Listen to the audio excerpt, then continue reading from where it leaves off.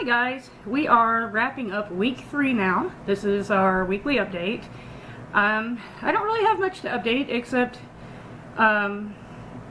he's actually taking the drops a little bit easier. We still fight with him, but it's become a game. We made a huge game out of it. So even though we have to kind of restrain him a little bit, he's got a smile on his face and he's goofy and bouncy 10 seconds after. So he still don't like it.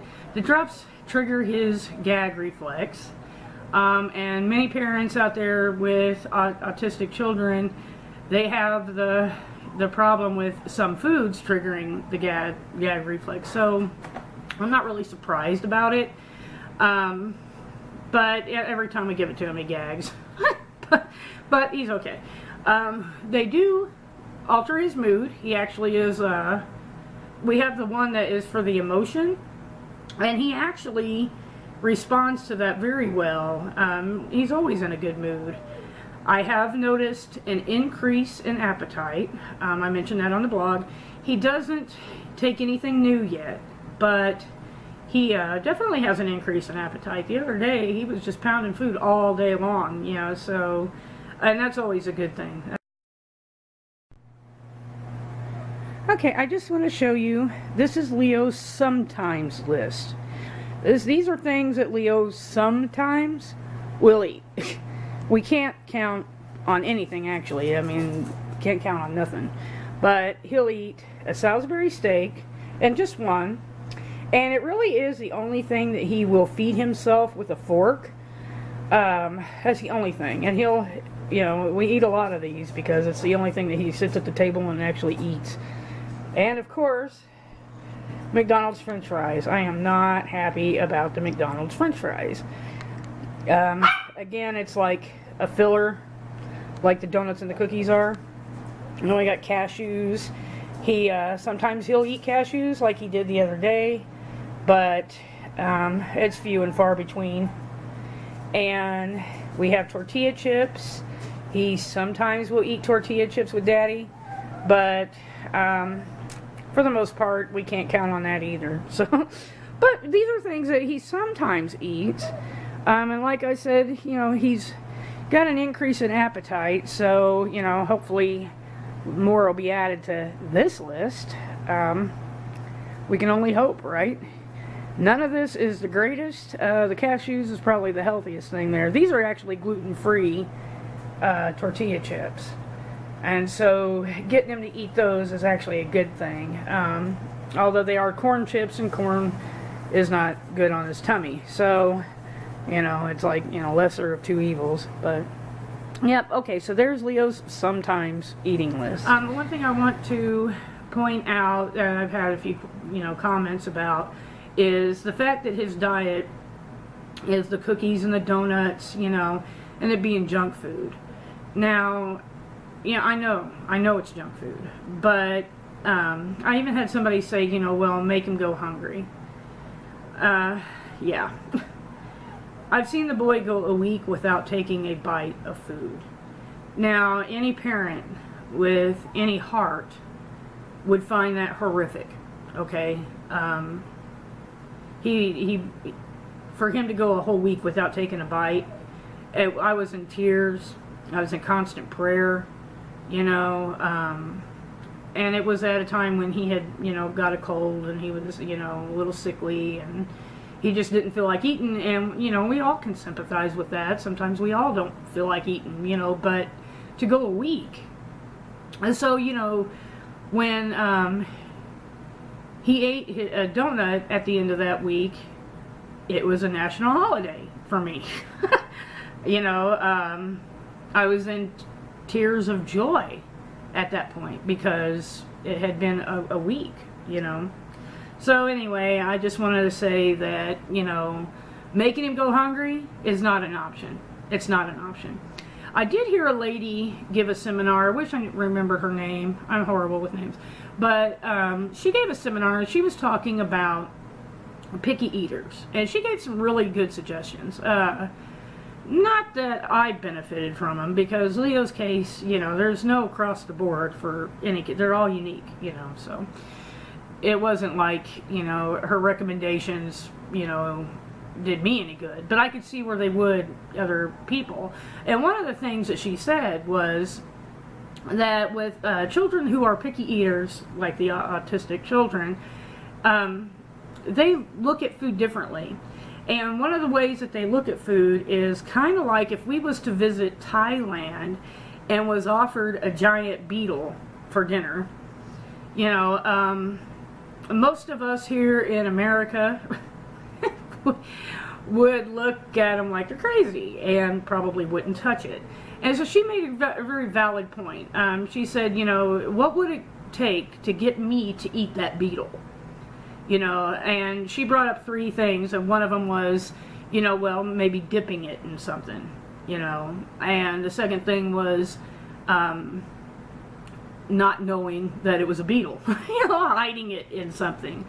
And of course she, you know, didn't recommend doing that, because the idea is to get the kids to eat the food and want to eat the food. So removing that, you know, would be but, and then she said, you know, if she was hungry enough, she would eat the beetle, you know. And that actually made a lot of sense to me, was if you're hungry enough, you will eat, you know. And so she did recommend, you know, if you're going to try a new food with a picky eater, then, you know, have them hungry. Now that makes perfect sense to me. I understand that. Another thing that she pointed out, which I thought was a good idea, and it's a game that you play. And what she said was, you eat this first, then you have this. And then, of course, my mind went to Leo eats Oreos. Okay, so he would eat. I would offer him maybe a piece of carrot. Eat this piece of carrot first, and then you can have the Oreo. And she also recommended starting out with the smallest bite possible. Like smaller than, you know, your pinky nail, you know, just something really, really small. And the idea is to gradually make it bigger, you know. The problem that I had with that, like I said, it's not that these recommendations benefited me at all, is, you know, explaining that to Leo, you know, first eat this and then you get that. Yeah, that, you know, Leo doesn't really comprehend, you know, that sort of thing yet. You know, we're hopeful. We're very hopeful. So I just wanted to share that, because as far as the picky eaters and the diet problem like that we're facing, I thought those were really good suggestions, and she seemed to know what she was talking about. So so, you know, like I said, I don't really have a whole lot to update, but I do, you know, I do want to point out some, you know, Leo's strong points, because we do have, you know, it's a struggle. Leo not being able to convey with words things that he wants or needs. It can be really frustrating, and we've dealt with that this week, both of us. And just kind of coming to a realization, you know, that Leo's diagnosis, you know, whether it be autism or, you know, whatever we're facing, it's something that, you know, we have to embrace no matter what. And I don't have a problem with it, but Daddy's having a little bit of a problem. So, you know, we were dealing with that this week. And, you know, here we are. He's 4 years old. He's not potty trained. We are, you know, I would say that, you know, we're no closer to being potty trained than we were last year, but that's not true, because last year I couldn't even get him to sit on the toilet.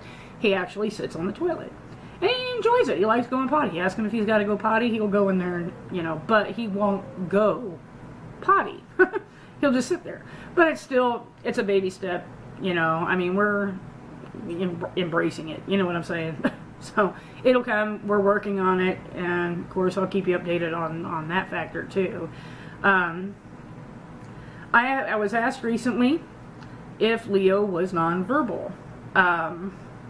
And so I go into a little bit of a detail in the blog about what it means to be nonverbal. Leo is not nonverbal. He actually can speak 1 to 2 words at a time, and it's very, you know, limited. Like if he wants to go outside, he'll say outside, you know. He won't say I want to go outside. He'll just come up, make sure he has my attention. He'll say outside, you know. And he does follow some instruction. If I tell him to get a pair of socks, he knows where they're at, so he'll go and grab a pair of socks. I'll show you, he knows how to feed his puppy, you know. So, I mean, he does follow some instruction. But I'm going to show you Leo doing his ABCs. And the reason I want to show you this is because he does not enunciate the letters correctly, but he does know his ABCs. And he knows them in order, and he also knows them out of order because we work with flashcards. So you got to see and hear Leo say his ABCs. A, B, C, D, C, D, D, E, F, F, Q, G, S, H, I, J, J, K, K, M, O, L, M,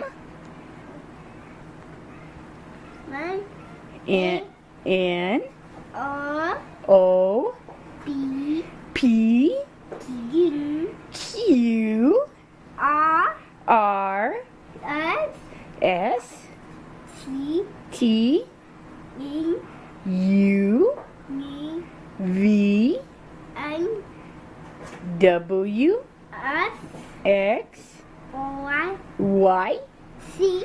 Z! You did it! Leo really likes to play housework with us. Anything that we do, he wants to be a part of. He wants to do everything with us. Are you helping? You gotta pay attention now. Get it good.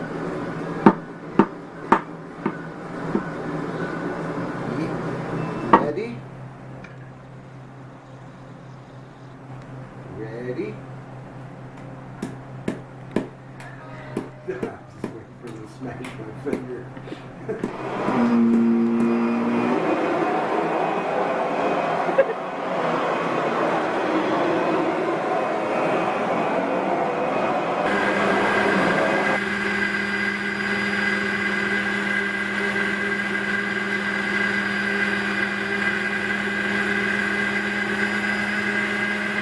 Okay.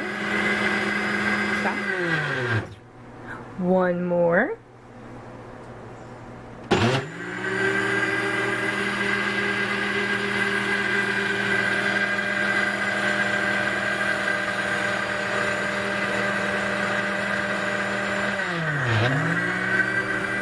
Want to feed the puppy? Feed the puppy?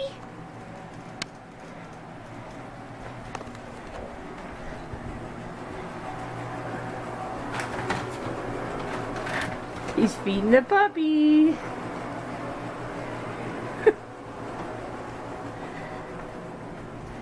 Feed the puppy. Yay, you did it.